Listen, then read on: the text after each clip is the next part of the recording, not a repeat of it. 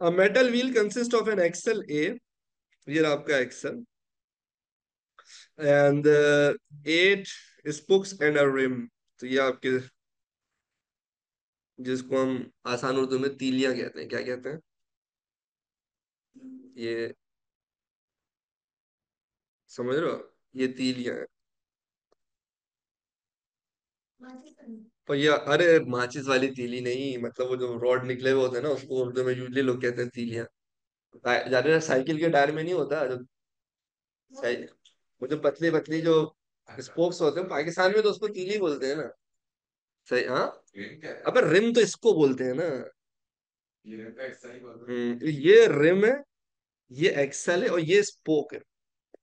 Spoke को हम पाकिस्तानी जबान में क्या कहते हैं? तीलियां। अबे पाकिस्तान में इंडिकेटर को एंटीकेटर बोलते हैं लोग। सही है ना? यार आप एंटीकेटर ऑन कर दो, सही है। तो खैर,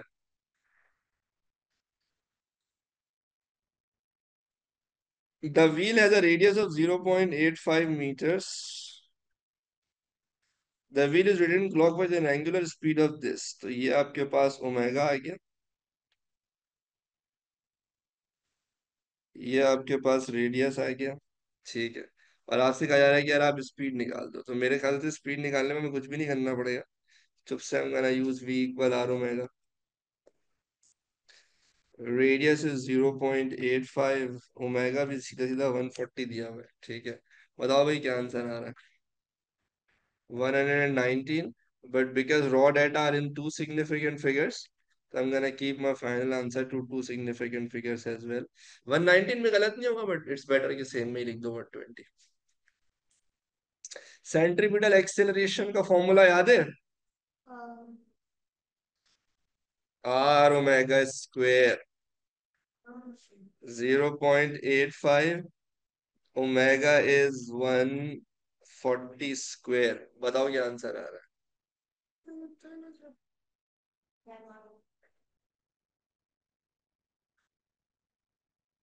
स्टैंड उठा लो, स्टैंड। उस्ताद स्टैंड उठा लो। हाँ,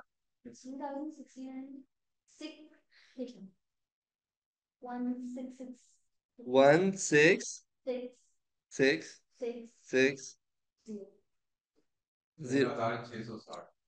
16,660, तो ये हो जाएगा 1.7 इंटू 10⁻⁴। सही है।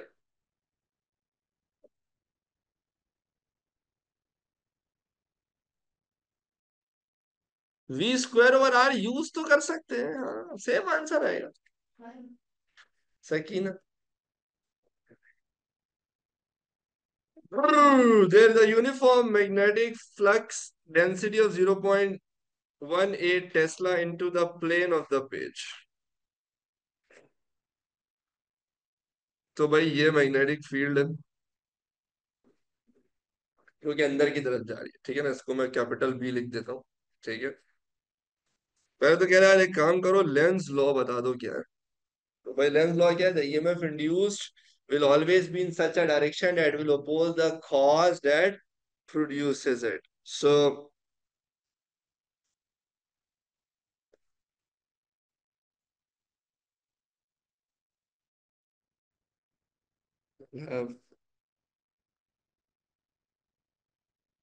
दो मार्क का, वैसे इसकी डिटेल ये, will produce a current in such a direction that will produce a magnetic field in such a direction that will oppose the cause that produces it, but generally the EMF induced will have such a direction that it will oppose the cause that produces it, ठीक है। फिर कह रहा है showed at the time taken for point X to complete one revolution is 45 milliseconds. तो अगर आपके पास ओमेगा गिवन है, ओमेगा इज 140,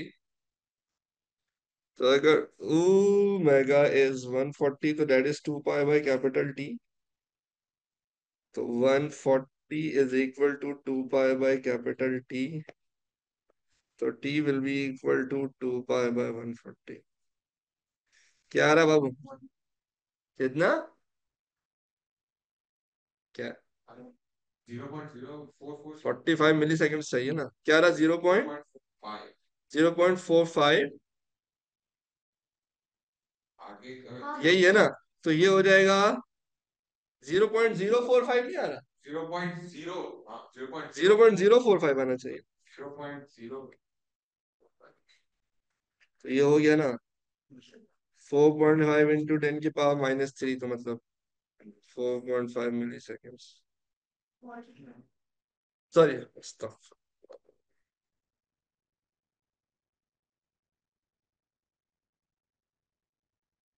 क्या कर रहा हूँ मैं?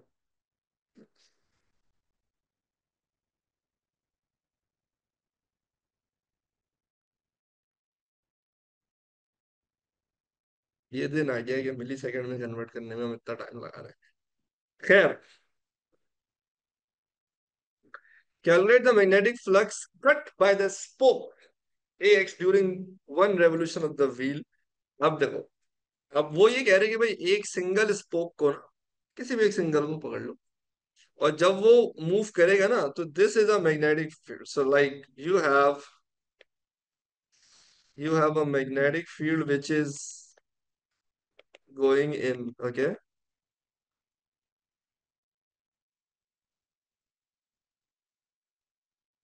right? And when this conductor is rotated, so it cuts through the magnetic field। आप समझ, पूरे मैग्नेटिक फील्ड को काटते हुए घूम रहा है ना। मैंने आप लोगों को ऐसा एक पूरी डेरिवेशन कराई है क्लास में, सिर्फ आपकी नॉलेज के लिए।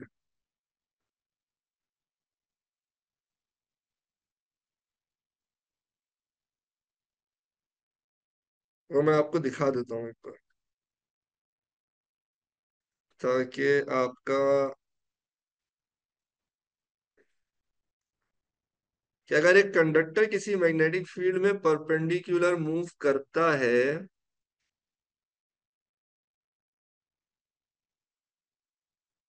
सही है, तो वो है ना इंडक्शन, इंडक्शन का ये मैंने आपको ये याद है, ये पूरी एक डेरिवेशन आपको कराई थी कि अगर एक कंडक्टर मूव करता है किसी मैग्नेटिक फील्ड के परपेंडिकुलरली उसको बिल्कुल कट करते हुए, तो किस तरह से हम देखते थे कि उस कंडक्टर ने कितना area of the magnetic field के परपेंडिकुलरली वो मूव हुआ है ना, लाइक, या उसने कितना एरिया कवर किया। अब पहले आप यू मूव कर रहे थे, अब आप पूरा रोटेट कर रहे हो, तो आप कितना एरिया कवर कर रहे हो? When the conductor is rotating, पूरा एक सर्कुलर एरिया, समझ रहे हो ना, लाइक। ये डेरिवेशन सिलेबस का पार्ट नहीं है। ये डेरिवेशन मैं यूज भी नहीं करूंगा कि ये मैं इक्वेशन यूज करना चाहूंगा, मुझे आपको कॉन्सेप्ट याद दिलाने की कोशिश कर रहा हूँ कि हमने इसको डिस्कस किया हुआ है। मैंने कंडक्टर यू मूव करा था, ये आपकी बुक में डेरिवेशन, इसीलिए मैंने ये कराया था। सही है। अब ये कैसे मूव कर रहा है? तो पहले जब ये परपेंडिकुलरली मूव कर रहा था ना, तो ये जो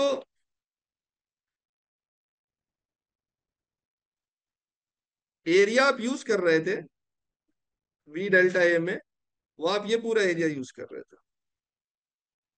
ऐसा ही है। अब वहां पर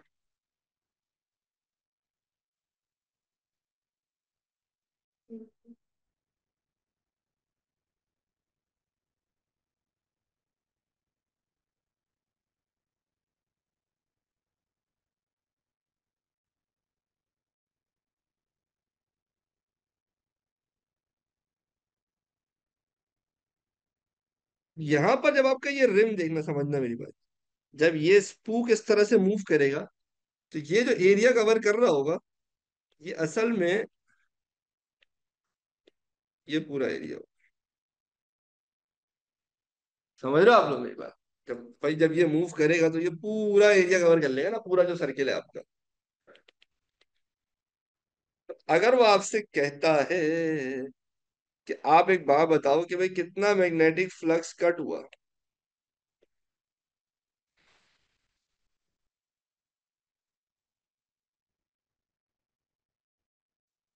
एक कंप्लीट रेवोल्यूशन, तो flux is equal to B ए।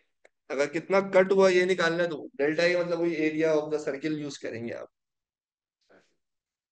तो मैग्नेटिक फ्लक्स डेंसिटी तो आपको क्वेश्चन में गिवन है ना, 0.18 टेस्ला। तो ये तो आप लिख दोगे 0.1 है। चेंज इन एरिया कितना हो जाएगा आपके पास? πr²। इसका रेडियस कितना है भैया? 0.85।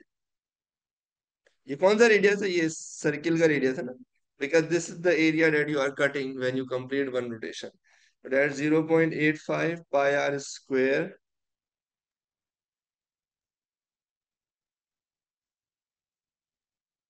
बताओ भाई क्या आंसर आ रहा है?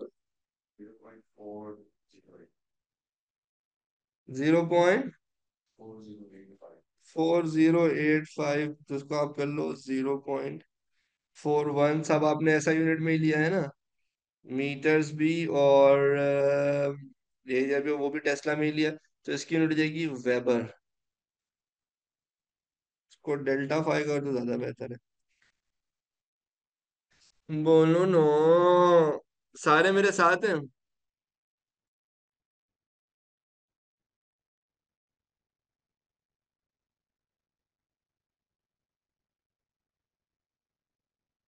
Determine the magnitude of the electromotive force, EMF.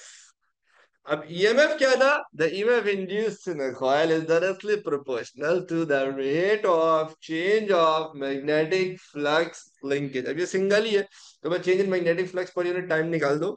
तो आपके पास जो ईएमएफ हो जाएगा that is going to be equal to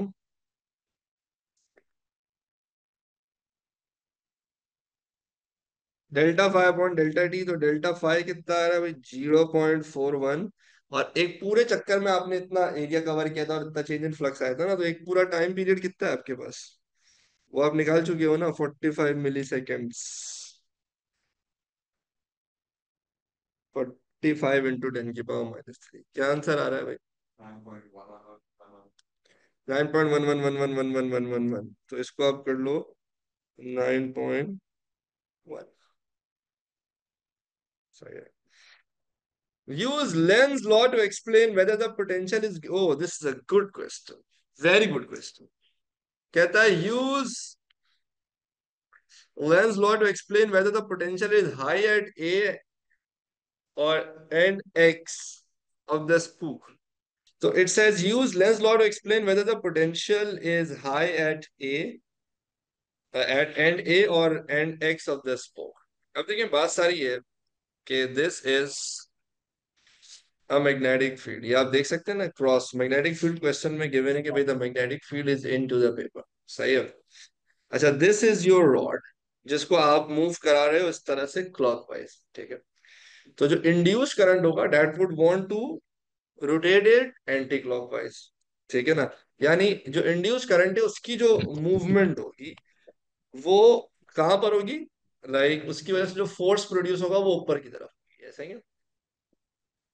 और मैग्नेटिक फील्ड अंदर है। तो अगर आपको करंट निकालना है तो आप Fleming's left hand rule use करोगे, जिसमें आपका जो फर्स्ट फिंगर है वो अंदर की तरफ जाएगा, ठीक है।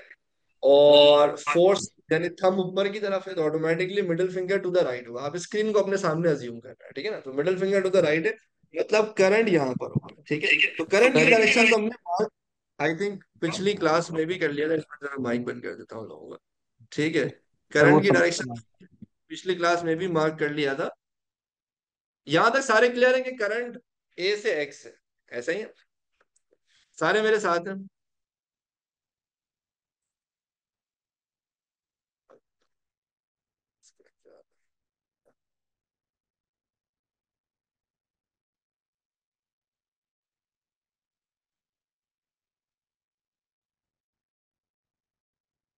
राहिम,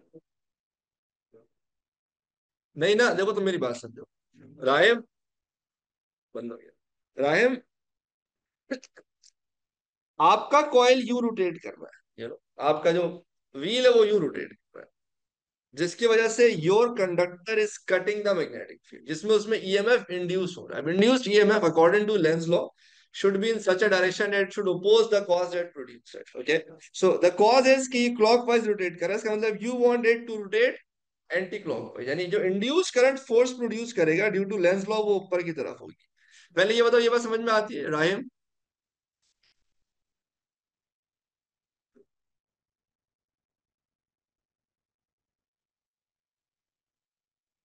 सही है। अब फोर्स ऊपर की तरफ है। सही है। और फील्ड अंदर की तरफ है। फ्लेमिंग लेफ्ट हैंड रूल, उससे आप करंट निकाल लोगे, क्योंकि करंट कैरिंग कंडक्टर ही है ना जो फोर्स एक्सपीरियंस करेगा। तो आपका यू समझ लो कि फील्ड अंदर है। सही है। फर्स्ट फिंगर अंदर जाएगी, थंब ऊपर की तरफ है, तो मिडिल फिंगर कहाँ जा रहा है? टू द राइट जा रहा है, मतलब ए टू एक्स जा रहा है। ऐसा ही है। तो करंट की डायरेक्शन क्या हो गई? ए से एक्स। ईमान अभी इसी पर आ रहा हूँ, इसी डिस्कशन पे आ रहा हूँ। क्वेश्चन में गिवन है ना, magnetic field into the paper.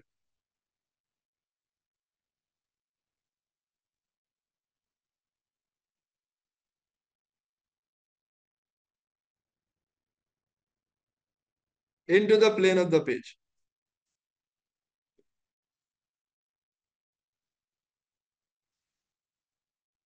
अब अगर करंट ए से एक्स जा रहा है तो जल्दी से सारे बताएं, हाई पोटेंशियल पर ए होगा या एक्स होगा?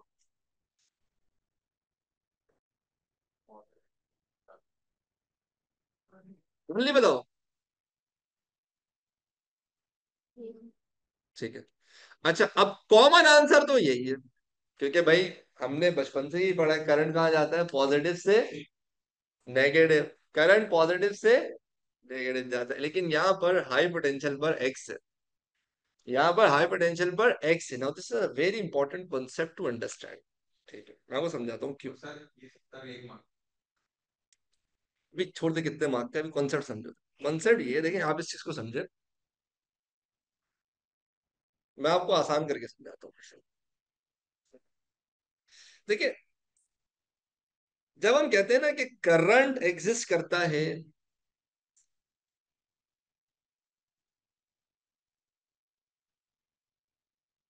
जब हम कहते हैं ना करंट एग्जिस्ट करता है पॉजिटिव से नेगेटिव, फॉर एग्जांपल मेरे पास एक रेजिस्टर है, ठीक है, और मैं आपसे कहता हूँ यार इस रेजिस्टर में करंट यूं है, इसका मतलब डेफिनेटली, इसका मतलब डेफिनेटली सर ये हाई पोटेंशियल है और ये लो पोटेंशियल है, ठीक है। This is high, this is low potential, इसमें कोई दो राय नहीं है। बट इस कॉन्सेप्ट को समझो कि ये रूल उस वक्त है जब आप किसी सेल से किसी रेजिस्टर को कनेक्ट करते हो, ठीक है। तो करंट जा रहा है पॉजिटिव से नेगेटिव, डेफिनेटली हाई से लो, ठीक है। यहां पर ऐसा नहीं है, यहां पर ऐसा बिल्कुल भी नहीं है कि ये रॉड को आपने किसी सेल से किसी सोर्स ऑफ ईएमएफ से कनेक्ट किया हो जिसकी वजह से इसमें करंट आ रहा हो। सर यहां तो ये इट्स सेल्फ सोर्स है, समझ रहे हो? ये कंडक्टर खुद मूव कर रहा है, कमबख्त खुद बिजली पैदा कर रहा है, समझ रहे हो? ये सोर्स ऑफ ईएमएफ है। सोर्स के अंदर क्या होता है? तुम मुझे एक बात बताओ, करंट ये जा रहा है पॉजिटिव से नेगेटिव, बाहर सेल के अंदर करंट कहाँ जा रहा है? नेगेटिव, नेगेटिव से पॉजिटिव। जो सोर्स है ना, सोर्स के अंदर क्या होगा? नेगेटिव। सोर्स के अंदर करंट लो से हाई की तरफ जा रहा होता है। कहाँ जा रहा होता है? लो से हाई की तरफ जा रहा होता है। तो अगर तुम कहते हो कि भाई ये कोई सेल से कनेक्टेड रेजिस्टर नहीं है, बहुत कॉमन है, बहुत कॉमन है, बहुत कॉमन है, किसी से भी बोलोगे ना भाई करंट ए से एक्स तक है, पहली क्लास में तो वो भी बोलेगा ए हाई पोटेंशियल और x low potential, but this is a source. Technically ये किसी सेल से कनेक्टेड नहीं है, बल्कि ये खुद अभी सोर्स बना हुआ है, समझ रहे हो? तो इसकी मूवमेंट से, इलेक्ट्रॉन की मूवमेंट से यूं समझ लो कि होगा ये कि यहां पर आपके पास आएगा हाई पोटेंशियल,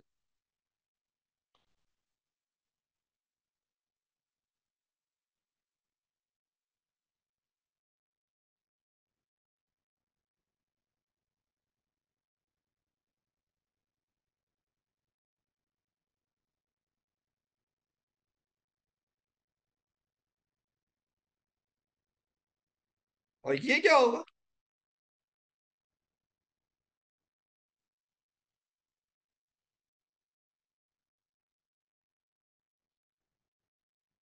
लो पोटेंशियल। समझ रहे हो? ये बात समझ आएगा आप लोगों को? तो अक्सर लोगों का ये क्वेश्चन होता है कि सर मार्किंग स्कीम कह रही है कि करंट ए से एक्स जा रहा है, और मार्किंग स्कीम ही कह रही है कि एक्स हाई पोटेंशियल पे है। तो सर क्या ये कोई टाइपिंग एरर है? नहीं, टाइपिंग एरर नहीं, बिल्कुल सही है मार्किंग स्कीम। मैंने यहाँ पे इसकी ना पूरी एक्सप्लेनेशन फिर भी डाल दी है। मैं जब पीडीएफ भेजूंगा ना, जो यहाँ पे पूरा इसको ना लाइक पढ़ लेना, वो मैं तुम लोगों से शेयर कर लूंगा उसकी पूरी रिटर्न एक्सप्लेनेशन भी। आमतौर पर हम इस चीज को क्लास में कम डिस्कस कर पाए, उसकी वजह ये कि क्लास में ना हमेशा इनका फोकस करंट की डायरेक्शन पे था कि करंट कहाँ हो। हाई पोटेंशियल लो पोटेंशियल इत्तेफाक ऐसा है कि उन्होंने एकदम से पूछा, तो वो एक कॉमनली जाहिर सी सबके दिमाग में भी बैठा हुआ होता है कि भाई करंट हाई से लो होता है, तो इसलिए इसलिए काइंडली इस कॉन्सेप्ट को कोशिश कीजिएगा कि जहन में रखें।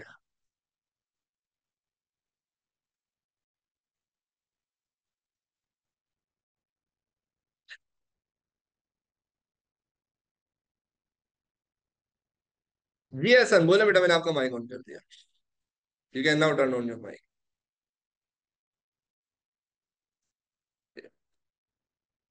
सही है। तो मैं जरा यहाँ पे पहले तो बेसिक डिस्क्रिप्शन लिख देता हूँ, ठीक है? कि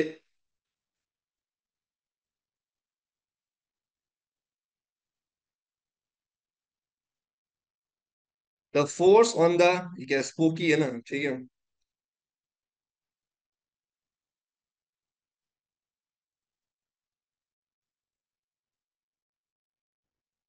should be upward to produce anticlockwise rotation, यानी opposition according to Lenz law. सही है।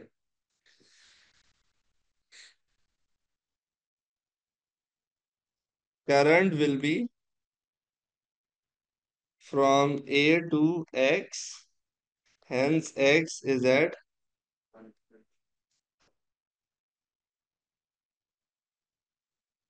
हाई पोटेंशियल, ठीक है। तो यहाँ बेटा आपको ये बात तो समझ में आती है ना कि इंड्यूस करंट की डायरेक्शन टू द राइट होगी।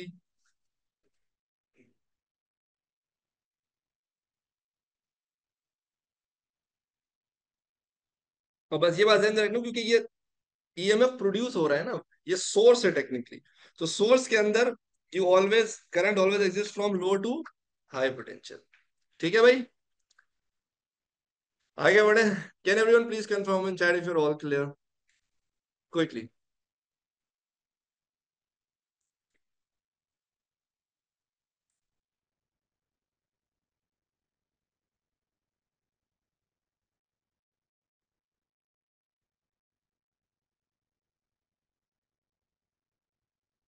फोर्स की डायरेक्शन ऐसे आई मेरे बच्चे कि क्योंकि आप इसको क्लॉकवाइज घुमा रहे थे ना, तो लेंस लॉ कहता है कि जो करंट कैरिंग कंडक्टर जो फोर्स एक्सपीरियंस करेगा वो ओपोजिंग फोर्स होगी ना, अपने कॉज को अपोज करेगा। तो अगर आप यूं नीचे घूम रहे हो क्लॉकवाइज, तो एंटी क्लॉकवाइज के लिए you need a force upward, Rahim, both the Rahim.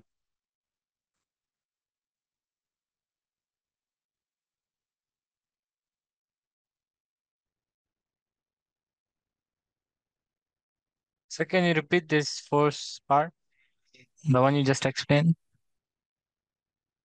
As what I'm trying to say is because you are rotating this coil clockwise. Okay. So the induced current would want to rotate it anti-clockwise. So for the anti-clockwise rotation, you need an upward force. This is why I'm assuming that the force on the spook due to Lenz's law has to be upward. Now you use Fleming's left hand rule for the upward force. Thumb has to be upward. Magnetic field inside of the middle finger is going to the right.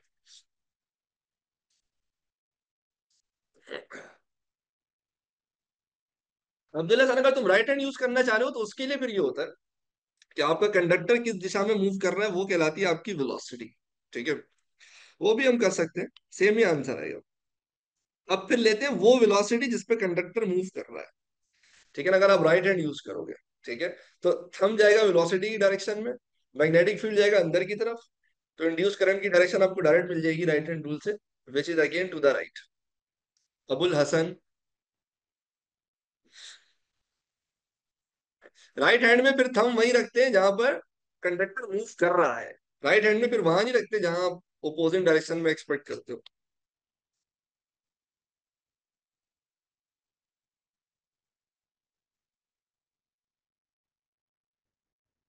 Abul Hasan,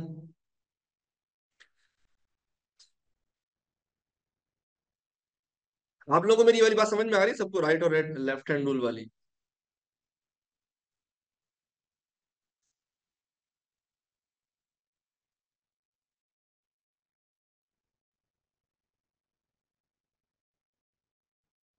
state what is meant by the frequency of an alternating current, कि भाई alternating current की frequency बता दो आप।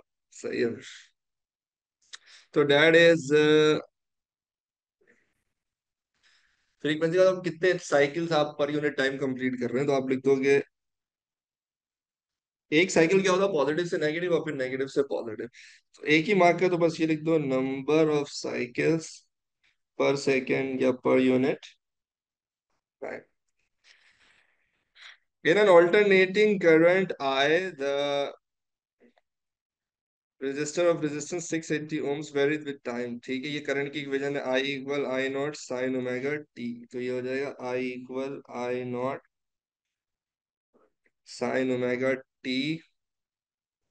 फिर at the period is 50 milliseconds. तो इसमें ना, लाइक जो आप कंपेयर करोगे, तो ओमेगा इज 50 पाए, समझ रहे हो? इस तरह से आप सोचिए भाई, ये आपका आई हो गया, मतलब इसको आप ऐसे कर लो, I naught is 3.5 and omega is 45। तो अगर आप लेते हो भाई omega is equal to 2 pi by capital T, तो omega is 40 pi equals 2 pi by capital T. यहाँ से आप सबसे पहले तो पाई को उड़ा दो, ठीक है, फिर आपके पास टी आ जाएगा 2/40। क्या आंसर आ रहा है? 0.05 ही आ रहा है,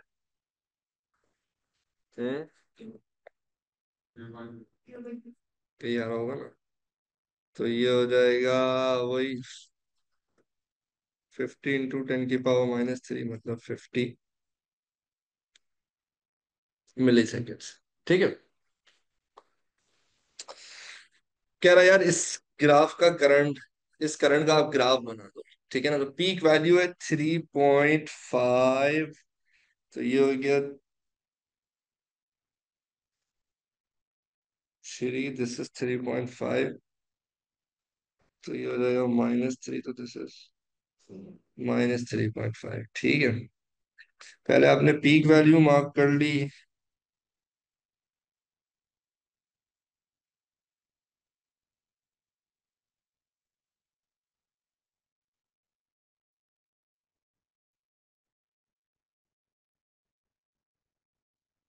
फिर 50 मिली सेकेंड्स है ना, 50 सेकेंड्स में एक साइकिल कंप्लीट करना है। ठीक है, यानी 25 मिली सेकेंड्स में आधा साइन का कर्व बनाना है ना। तो ये आपका हो जाएगा मेरा भाई,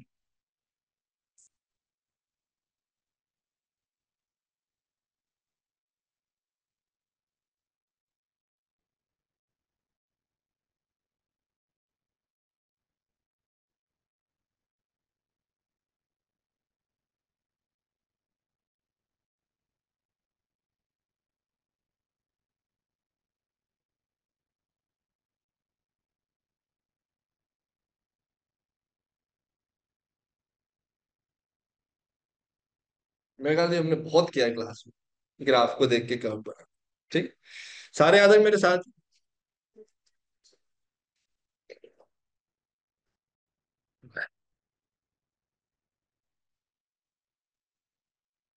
आगे बढ़े, कह रहा है रूट मीन स्क्वायर वैल्यू निकाल दो करंट की इस रेजिस्टर में। तो मैं कहता root mean square value simple होता है, पीक वैल्यू को √2 से आप डिवाइड करते हैं, ऐसा ही है। तो IRMS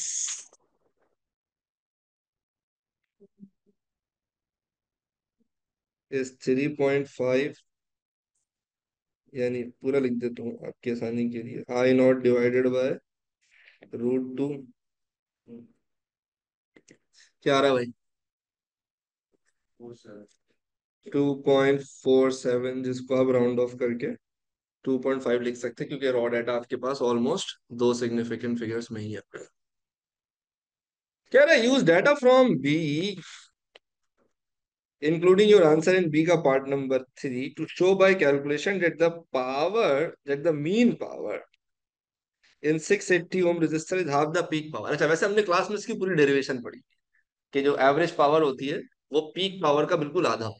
बट अभी वो कह रहे हैं डाटा को यूज करके प्रूफ करो, मतलब इन शॉर्ट दोनों की पावर निकाल के दिखा दो कि भाई एक की पावर यानी एवरेज पावर पीक पावर का आधा आ रहा है, ठीक है। तो एक काम करते हैं, पहले पीक पावर निकाल लेते हैं।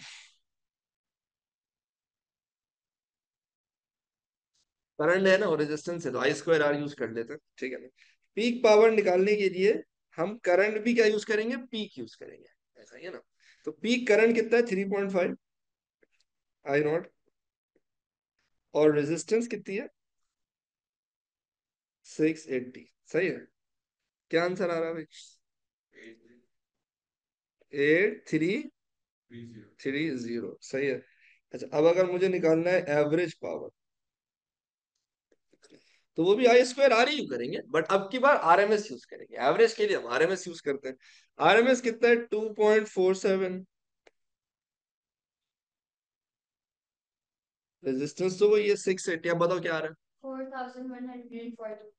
4148। अब एक काम करते हैं, इनको डिवाइड करके देख लेते हैं भाई, ठीक है, कि भाई एवरेज,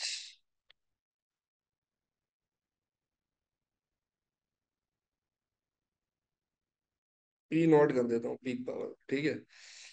सो 4148 डबल 30, क्या आंसर आ रहा है भाई,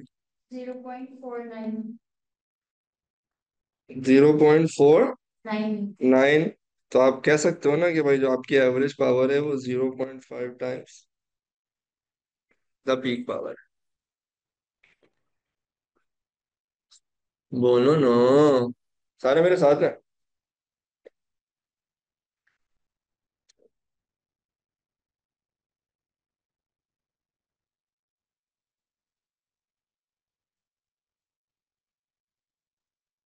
sir I saw square current graph, they asked RMS current,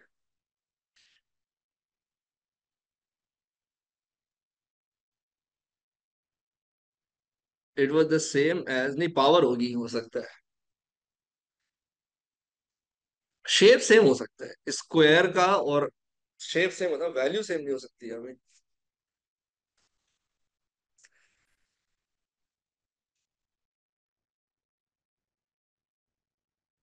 चलो लग गया तो एक रेक्टिफिकेशन का सवाल करते हैं।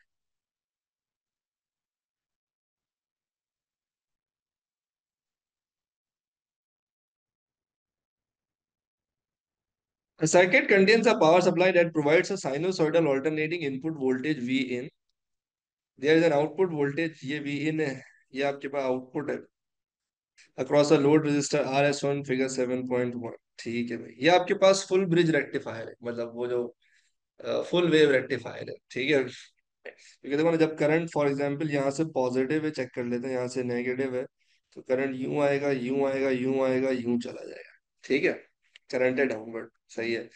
अगर हम इसको पॉजिटिव और इसको नेगेटिव बनाते तो अब करंट यूं आएगा, यूं आएगा, यूं आएगा और फिर यूं चला जाएगा, तो दोनों ही केस में करंट एक ही डायरेक्शन में जा रहा है आपके पास, ठीक है। State the purpose of this circuit, तो इसका पर्पज है full wave rectification, rectification of input alternating voltage supply, सही। आई मीन वो क्वेश्चन मुझे भेज देना फिर। थर्मल भी कराऊंगा, थर्मल मैंने ऑलरेडी बहुत कराया, बट थोड़े बहुत कराऊंगा अभी। मैं असल में मैग्नेटिक इसलिए करा रहा हूँ क्योंकि काफी लोगों ने मैसेज किया था मैग्नेटिक का, तो आई जस्ट वांटेड कि जो ज्यादा डिमांडिंग है उनको पहले करा दिया जाए। अच्छा भाई, ये आउटपुट वोल्टेज का ग्राफ है, वो हम सबको पता है, ठीक है ना। Like this is the pulsating output, positive positive भी रहेगा, नेगेटिव भी पॉजिटिव हो जाएगा। अच्छा भाई, the load resistor has a resistance of 370 ohms, ठीक है। यहाँ पे जो रेजिस्टर लगा हुआ है तो उसकी रेजिस्टेंस है 370, show that the maximum power dissipated in are is 0.22 what. तो मैक्सिमम पावर के लिए आप फिर आप मैक्सिमम वोल्टेज यूज कर लो, सही है। तो मैक्सिमम वोल्टेज आप कितना यूज करोगे, यहाँ पे ये 5 है ना, तो ये 6 7 8, दिस इज 9 वोल्ट्स, ठीक है। और रेजिस्टेंस कितनी है? 370। तो मैक्सिमम पावर के लिए अगर आप वी स्क्वायर और आर यूज करते हो तो मैक्सिमम वोल्टेज इज कितनी है? 9।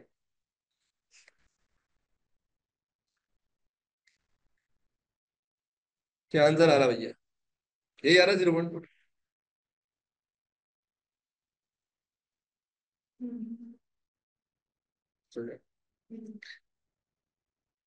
कहता है स्केच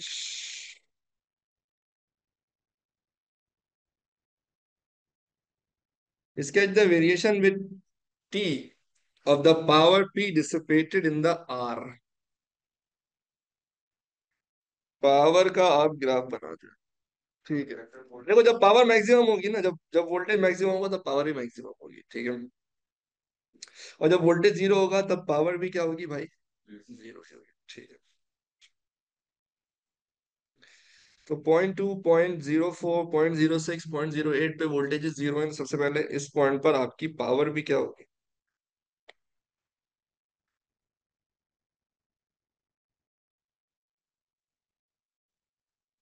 सही है। और जब वोल्टेज मैक्सिमम है तब पावर भी मैक्सिमम होगा। अच्छा, मैक्सिमम वैल्यू मुझे पता है, 9 वोल्ट मैक्सिमम है, उससे पावर है 0.22। तो 0.2, ये है 0.3, तो ये हो जाएगा 0.2। ऐसा ही है भाई, सही है। तो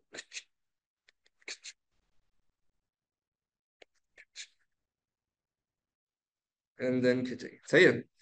अब क्या करें मालिक? अब अगर आपको याद हो, हमने क्लास में बिल्कुल ये ग्राफ बनाया हुआ है। इससे मैंने आपको एक चीज समझाया था कि भाई पावर जो है ना वो वी स्क्वायर के प्रोपोर्शनल है ना। तो अगर ये वी का ग्राफ है ना, तो वी के स्क्वायर का ग्राफ ये नहीं होगा। वी के स्क्वायर का ग्राफ कुछ यूं होगा।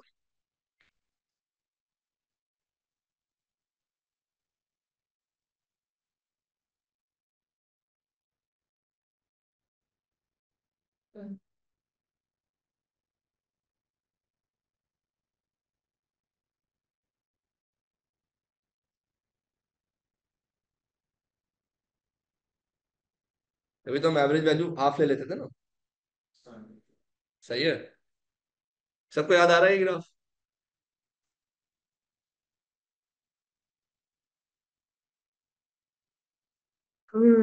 मीन पावर निकाल दो। सारा हमने क्लास में किया हुआ है। लाइक स्क्वायर का जो ग्राफ होता है वो बिल्कुल बीच वाली वैल्यू होती है। तो 0.22 जो पीक, पीछे हमने क्वेश्चन में भी देख लिया था कि जो आपकी पीक पावर होती है, your average power is half the peak power. So अगर आपको मीन पावर चाहिए यानी एवरेज पावर चाहिए, तो डेट इज पीक पावर का आधा। तो 0.22 को आप 2 से डिवाइड कर दो, तो यू विल गेट 0.1।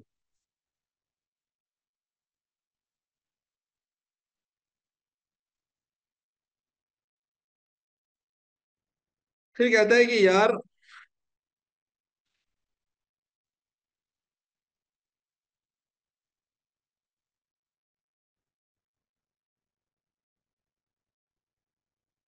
हाँ क्योंकि स्क्वायर तो वही है ना, करंट का भी यही ग्राफ बनता है, बिल्कुल ऐसा ही है हिमालय।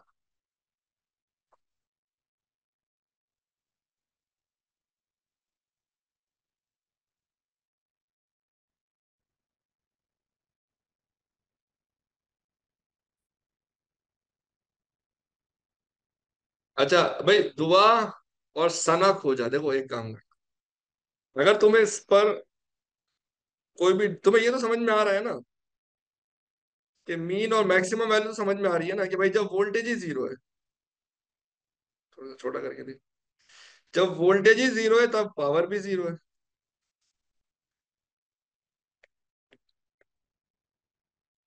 और जब वोल्टेज मैक्सिमम है तब पावर भी मैक्सिमम है। दुआ और सना, तो प्लॉटिंग तो समझ में आ रही है ना आप लोगों को?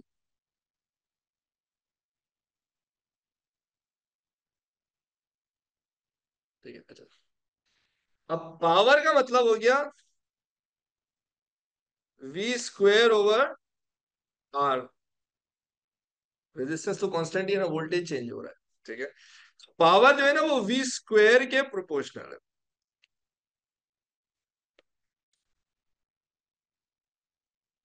साइन के स्क्वायर का जब ग्राफ बनाते हैं ना तो वो ऐसे ही बनता है। साइन या कॉस दोनों के स्क्वायर का अगर आप ग्राफ बनाओगे ना, लाइक जीरो पे तो आपको जीरो ही मिलेगा, पीक पे जाहिर है आपको पीक मिलेगा, नेगेटिव वाला ही पॉजिटिव हो चुका होगा, वो ऑलरेडी हुआ था।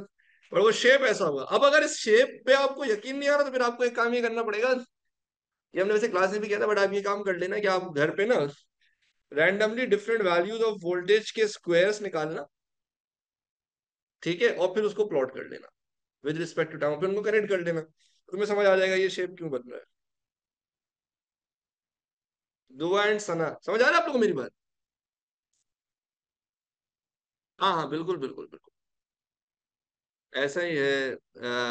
इमाद, क्योंकि वो भी आई स्क्वायर आ रहे हैं ना, तो उस केस में भी आई स्क्वायर के डायरेक्टली प्रोपोर्शनल ही होता है। करंट का मतलब फिर गिवन भी करंट ही होना चाहिए, तुम यही कहना चाह रहे हो ना इमाद?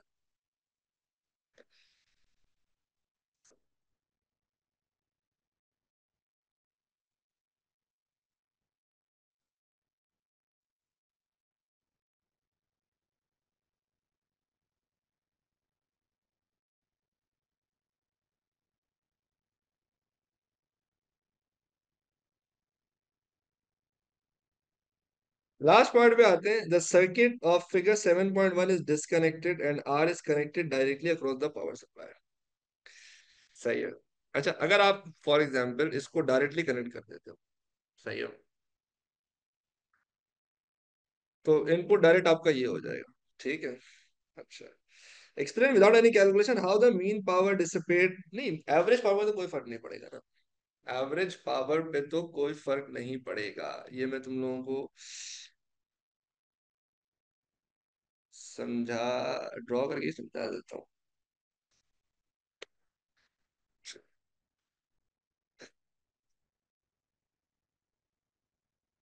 देखो आपके पास अगर इनपुट है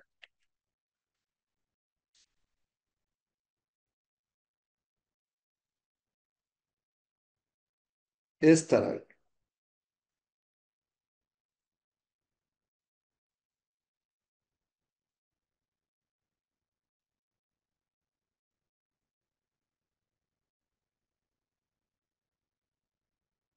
ठीक है, अगर ये आपका वोल्टेज का इनपुट था, सही है, फिर थोड़ी देर बाद आपने कहा नहीं यार हम तो वापस वही दे रहे हैं, ठीक है, जो यूजली ऑल्टरनेटिंग में होता है, यानी हमने रेक्टिफाइंग सर्किट यूज नहीं किया, तो जाहिर सी बात है फिर रेक्टिफिकेशन भी नहीं होगी।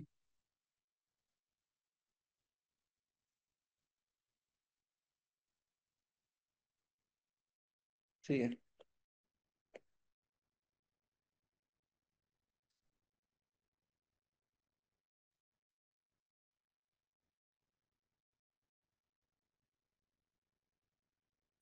तो वो कह रहे हैं इन दोनों केसेस में आपके पावर पे क्या फर्क पड़ेगा, पावर पे कोई फर्क नहीं पड़ेगा, क्योंकि यहां भी हमने वोल्टेज का स्क्वायर ही लेना था पावर निकालने के लिए, और यहां पे भी हमने वोल्टेज का स्क्वायर ही लेना था पावर निकालने के लिए। तो अगर फॉर एग्जाम्पल ये नेगेटिव पॉजिटिव वापस नेगेटिव हो भी गया है, तो उससे कोई फर्क थोड़ी पड़ेगा, पावर में कोई फर्क नहीं पड़ेगा। रेजिस्टर के अक्रॉस पावर इस बात पे डिपेंड नहीं करती करंट किस डायरेक्शन में आ रहा है, ठीक है ना, पावर डिपेंड करेगा स्क्वायर के ऊपर। स्क्वायर दोनों केस में, लाइक वी स्क्वायर का ग्राफ जो इसका बनेगा वही इसका बनेगा, तो पावर का ग्राफ भी दोनों का सेम बनेगा, तो ऑटोमेटिकली एवरेज पावर की वैल्यू भी दोनों की सेम होगी। हाँ, रेजिस्टेंस डेफिनेटली कांस्टेंट है, रेजिस्टेंस को चेंज ही नहीं कर सकते हो आप, it's the same resistor are.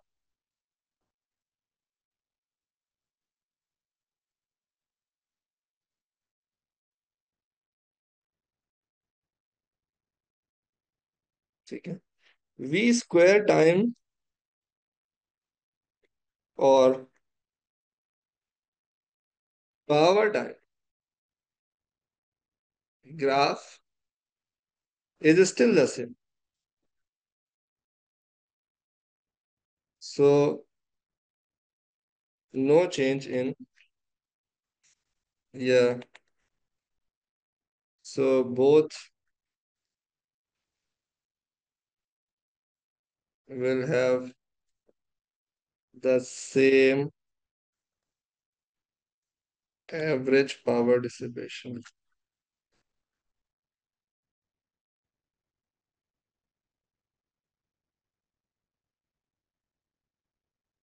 अरे Allah, are you all with me?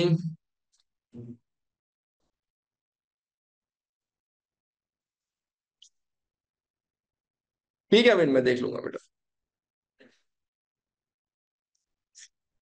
Next question.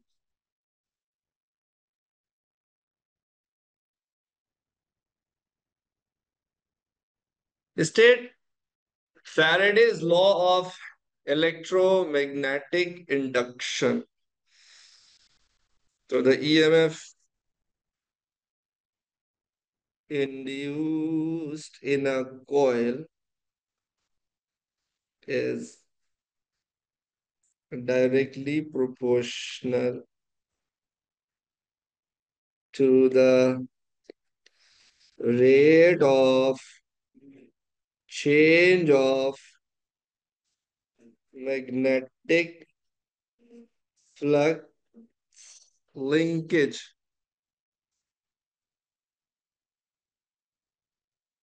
through the coil. सही है भाई?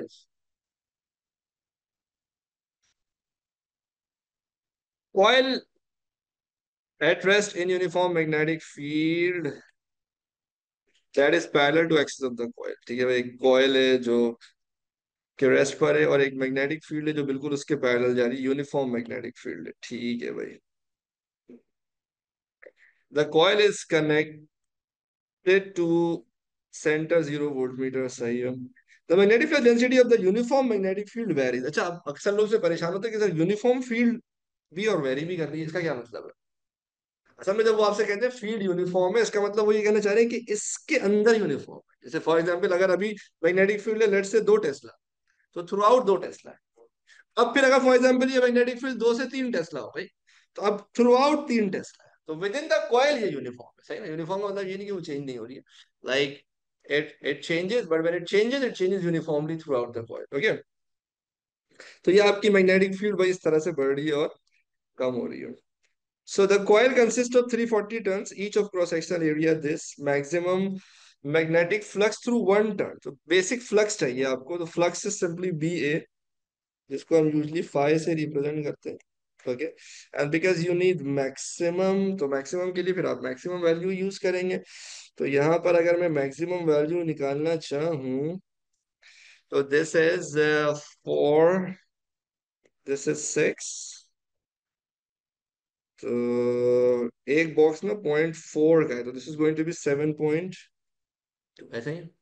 सारे मेरे साथ है। तो 7.2 मिली टेस्ला है ना।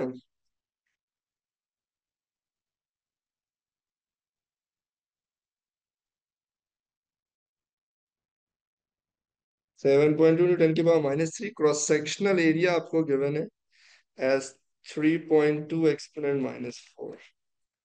2.3 × 10⁻⁶।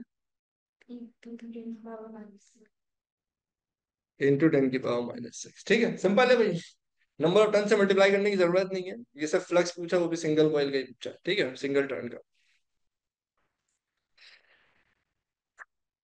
Determine the maximum rate of change of magnetic flux linkage. Rate of change चाहिए। अच्छा, अब जरा इस चीज को समझना। पहले आते हैं फ्लक्स लिंकेज की तरफ। फ्लक्स लिंकेज होता है NBA। ठीक है। चेंज ऑफ फ्लक्स लिंकेज में नंबर ऑफ टर्न्स चेंज नहीं हो रहे हैं, एरिया भी चेंज नहीं हो रहा है, सिर्फ बी की वैल्यू चेंज हो रही है। ठीक है ना? So you have to find delta B, ऐसे ही है? तो टेक्निकली जो आपका चेंज होगा ना, वो सिर्फ डेल्टा बी की वजह से होगा। ठीक है। और फिर वो सही है ना, रेट, रेट का मतलब डिवाइडेड बाय टाइम। सही है। This is what they want you to figure out. Rate of change of magnetic flux linkage which is technically EMF. Number of turns और ये तो कांस्टेंट है, आपको delta B upon delta T निकालना है, but वो भी निकालना है मैक्सिमम। अच्छा, ये टेक्निकली आपको ये निकालना है ना। ये क्या है? ये पिछले वाले ग्राफ का ग्रेडियंट है। भाई आपको बी और टी का ग्राफ दिया हुआ है ना, तो ये टेक्निकली क्या हो जाएगा? Gradient of graph given. अब मैक्सिमम चाहिए, तो मैक्सिमम चेंज यहां पर तो जीरो है, रेट ऑफ चेंज।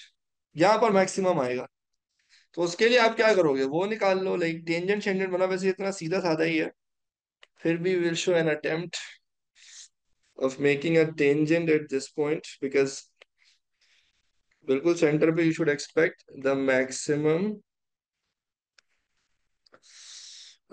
वो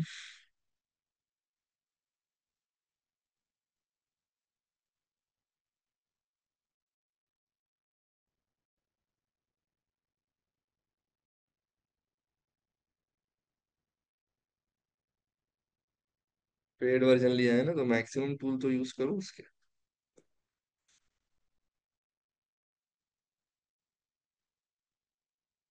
सही बनाया मैंने, नहीं क्या करना। सही है। अच्छा अब इसका तुम्हें चाहिए ग्रेडियंट ना, तो दो पॉइंट पकड़ लो। इस पॉइंट का नाम आप रख दो नियरली वन पॉइंट, क्या रखोगे इसको तुम, 1.0 कॉमा, नहीं 1.8 कॉमा 0, और इसका नाम आप रख दो, इसको रीड कर लेते हैं।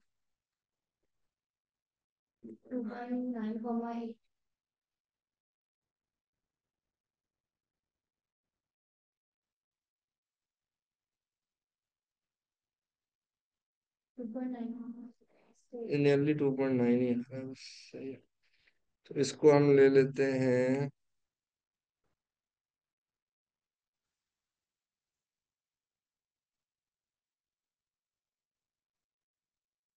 वो कन्वर्जन बाद में कर लेंगे, ठीक है ना। 2.9 कॉमा 8.0, सही है।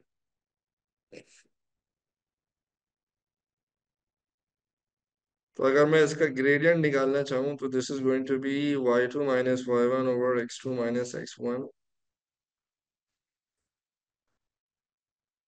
8.0 -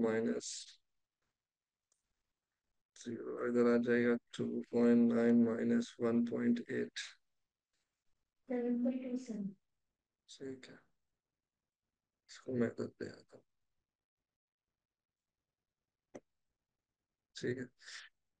अच्छा भाई, तो what you want to figure out is, पहले n निकालते हैं, n कितना है? नंबर ऑफ टर्न्स 340 गिवन है, ठीक है। सो दैट इज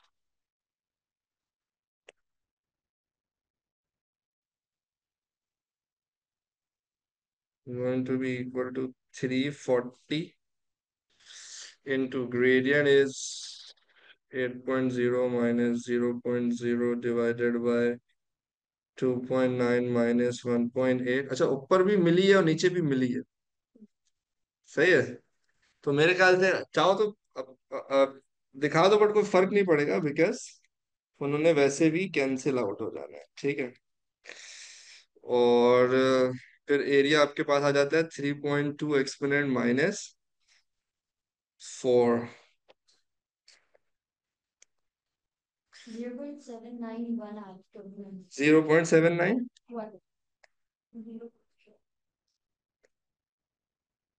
ठीक है। सारे मेरे साथ हैं भाई।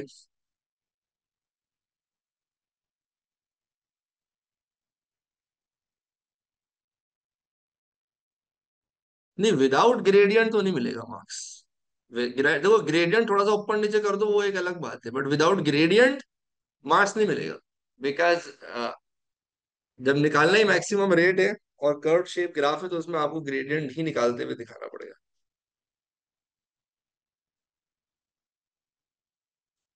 कह रहा अच्छा एक काम करो, मैक्सिमम ईएमएफ निकाल दो भाई। जो maximum rate of change of magnetic flux linkage है ना, इसी को तो ईएमएफ बोलते हैं। अभी तो आपने बताया उसको कि भाई ये जो rate of change of magnetic flux linkage है, यही तो कहलाता है ईएमएफ। तो वही 0.79 आप लिख दोगे दोबारा।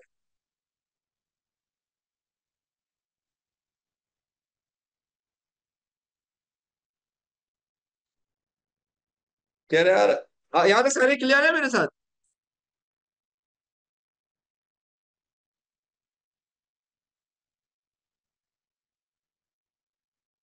वही बैन अपॉन टी लगाया है मैंने।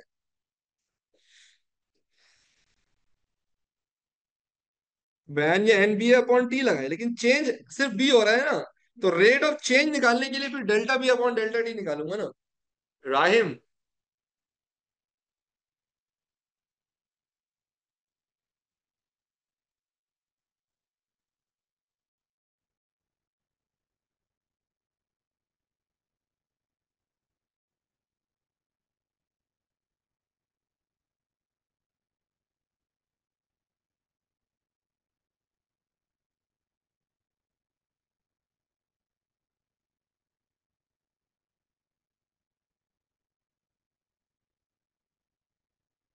ठीक है, सही। अच्छा भाई, चिड़ होती है यार बच्चों की तरह पेपर सॉल्व। अच्छा, वी वोल्टेज और टाइम का ग्राफ बनाना ईएमएफ के साथ। अच्छा भाई,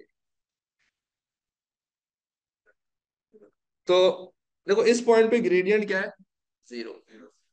तो ये वो सारे पॉइंट है जब ईएमएफ इंड्यूस्ड भी क्या होगा, रेट ऑफ चेंज जीरो होगा ना। तो ये पॉइंट, ये यानी 0 1 2 3 4 5 पे ईएमएफ जीरो होगा आपका, क्योंकि रेट ऑफ चेंज जीरो है, ठीक है।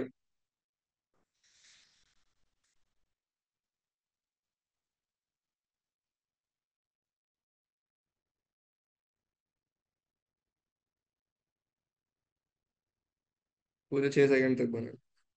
सही। अच्छा, जिनको मैथ्स आती है उनको पता है यार ये क्या करना है। पॉजिटिव ग्रेडियंट, नेगेटिव ग्रेडियंट, ठीक है ना, ये मैक्सिमम है। तो मैक्सिमम दिखाने के लिए वैल्यू शैल्यू का कोई सीन है?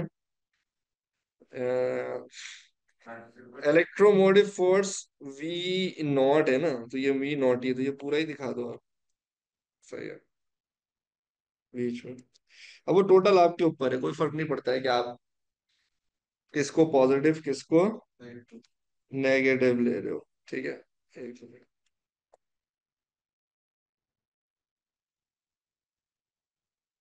कॉमन प्रैक्टिस ये होती है लेंस लॉ की वजह से, जब ग्रेडियंट पॉजिटिव होता है ना, तब हम ईएमएफ लेते हैं negative. But we can even do the opposite, सही है। दोनों में मार्क्स मिल जाते हैं।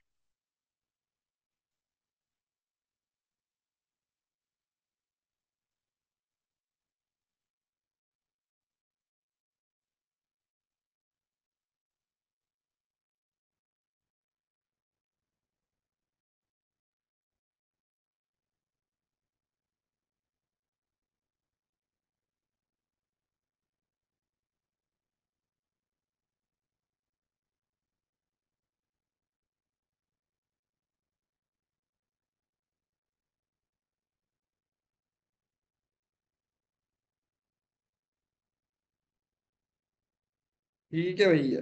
अच्छा ठीक है।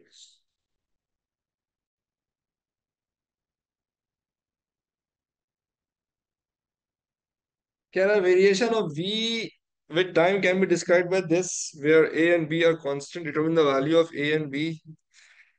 तो ये हो जाएगा v equal v not sine omega t. तो इस शेयर में शायद ओमेगा निकलवाना चाह रहा है और वी नॉट निकलवाना चाह रहा है। तो वी नॉट आपने निकाल दिया 0.79, which is a is equals to v naught which is 0.79 volts, b is equals to omega 2 pi by T. यहाँ पे आप टाइम पीरियड देख लो क्या आ रहा है आपके पास। एक कंप्लीट साइकिल खत्म हो रहा है 2 मिली सेकेंड्स में। तो 2 पाई बाय 2 × 10⁻³ क्या आंसर आ रहा है भाई?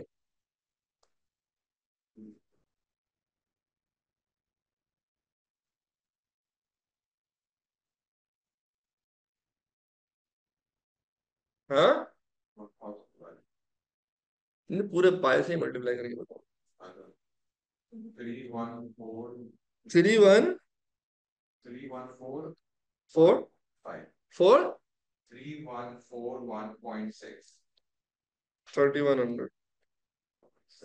बी का मतलब टेस्ला कर दो उसको।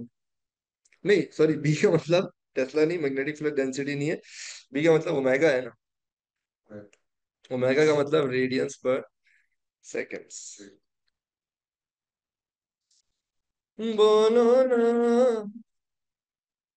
सारे मेरे साथ हैं।